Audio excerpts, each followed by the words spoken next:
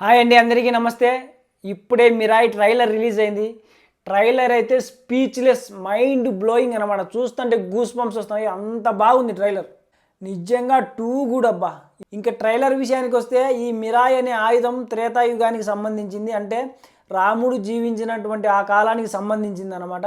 So ఈ ట్రైలర్లో చూసినట్లు తేజ సజ్జా ఇందులో ఒక సేవియర్గా మనకు కనిపిస్తాడు అనమాట. అంటే ఇప్పుడుండే ఈ లోకాన్ని ఈ మంత్రతంత్ర శక్తుల నుంచి సేవ్ చేసే ఒక సేవియర్గా, సో తను వెళ్ళి ఆ మిరాయి అనే ఆయుధం తెచ్చి సో ఈ యుగాన్ని సేవ్ చేసే ఒక సేవియర్గా ఈ ట్రైలర్లో కనిపించాడు. సో ఆ సూపర్ పవర్స్ నుంచి ఈ లోకాన్ని కాపాడే ఆ సేవియరే ఈ మన తేజ సజ్జా ఇందులో హీరో.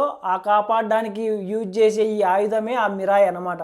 అది ఆ త్రేతాయుగానికి సంబంధించిన ఆయుధం. ఇందులో విలన్ వచ్చేసి మంచు మనోజ్ అనమాట, మనందరికీ తెలిసినటువంటివే. సో తనకు చాలా సూపర్ పవర్స్ ఉంటాయి, అవన్నీ కూడా ట్రైలర్లో చూపించారు. అవన్నీ కూడా చాలా బాగా డిజైన్ చేశారు. ఇంత తక్కువ బడ్జెట్లో ఇంత మంచి కంటెంట్ ఇవ్వడం నిజంగా సూపర్ అనమాట. అంత మంచి విఎఫ్ఎక్స్, అంత గ్రాండియర్గా సినిమా తీయడం నిజంగా సూపరు.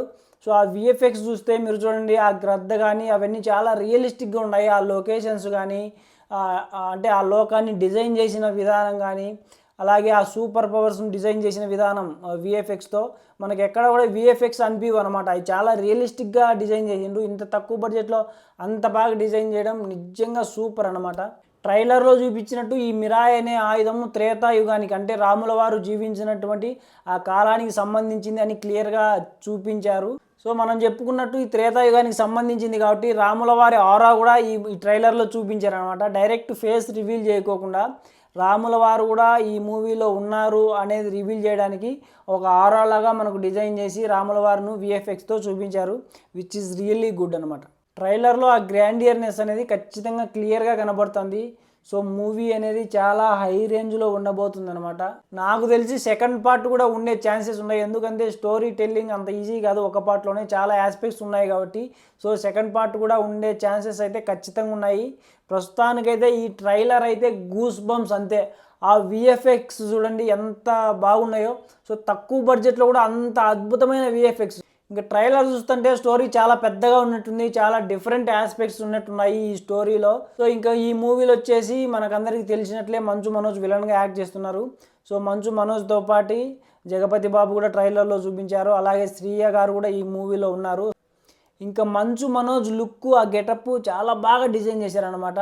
సో ఆ విలన్గా, ఆ తాంత్రికుడు, ఆ మాంత్రికుడుగా చాలా బాగా పర్ఫెక్ట్గా సూటబుల్ అయ్యాడనమాట ఈ మంచు మనోజ్ ఈ మూవీలో. ఇంకా ఫైట్ సీక్వెన్సెస్ కూడా చాలా గ్రాండియర్గా డిజైన్ చేసినట్లు కనిపిస్తుంది ట్రైలర్లో.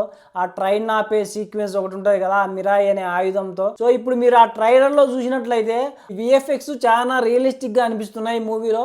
సో ఆ గ్రద్దను డిజైన్ చేసిన విధానం కానీ, మంచు మనోజ్ చుట్టూ ఆ పొగ రావడము, సో ఇలాంటివి చాలా అద్భుతంగా డిజైన్ చేశారు. ఆ లోకాన్ని క్రియేట్ చేయడము ఆ విఎఫ్ఎక్స్తో చాలా రియలిస్టిక్గా ఉన్నాయి. ఇంకా ఈ ట్రైలర్ చూసిన తర్వాత ఎందుకో తేజ సజ్జానే కాబోయే పాన్ ఇండియా సూపర్ స్టార్ అని నాకు అనిపిస్తోంది. నిజంగా స్టోరీ సెలెక్షన్ నిజంగా మైండ్ బ్లోయింగ్ అనమాట. ఒకదానికొకటి సంబంధం లేకుండా డిఫరెంట్ జోనర్స్ ఎంచుకుంటా. ఫస్ట్ మూవీ ఏమో time travel related movie, second movie ఏమో జాంబియారెడ్డి, థర్డ్ మూవీ వచ్చేసి హనుమాన్, ఇప్పుడు వచ్చేసి ఈ మిరాయి. ఇంకా ఈ మూవీ పాన్ ఇండియా లెవెల్లో 4 లాంగ్వేజెస్లో రిలీజ్ అవుతుంది. అది మనందరికీ తెలిసిందే. తెలుగు, మలయాళం, హిందీ, తమిళ్ ఈ 4 లాంగ్వేజెస్లో ఈ మూవీ రిలీజ్ అవ్వబోతుంది. సో ప్రతి లాంగ్వేజ్ నుంచి కూడా పెద్ద పెద్ద ప్రొడక్షన్స్తో వీళ్ళు కొల్లాబ్ అయ్యి దీన్ని డిస్ట్రిబ్యూట్ చేస్తున్నారనమాట ఒక భారీ లెవెల్లో ఈ మూవీని. సో ఇది పాన్ ఇండియా లెవెల్ మూవీ, ఖచ్చితంగా సూపర్ హిట్ అవ్వబోతుంది. తేజ సజ్జా చూడండి, చాలా తక్కువ టైంలోనే చాలా పెద్ద సినిమాలు చూస్తున్నాడు. సో ఈ మూవీ అయిపోతేనే నెక్స్ట్ జాంబియారెడ్డి ఉంది కదా, జాంబిరెడ్డి, దానికి సీక్వెల్ వస్తుంది అనమాట, పార్ట్ 2. సో అది కూడా నెక్స్ట్ లెవెల్లో ఉండబోతుంది. కొంచెం బడ్జెట్ ఎక్కువే పెట్టి తీస్తారనమాట, ఇప్పుడు మార్కెట్ ఉంది కాబట్టి తేజ సజ్జాకు. సో అది కూడా సూపర్ హిట్ అయ్యే ఛాన్సెస్ అయితే ఖచ్చితంగా ఉన్నాయి. సో దాని తర్వాత కూడా ఇంకా పెద్ద మూవీస్ ఉన్నాయి, చూద్దాం మరి. ఇంకా మూవీ వచ్చేసి సెప్టెంబర్ 12న రిలీజ్ అవ్వబోతుంది. పాన్ ఇండియా లెవెల్లో మూవీ అయితే నాకైతే చాలా బాగా ఉంటుందేమో అనిపిస్తుంది.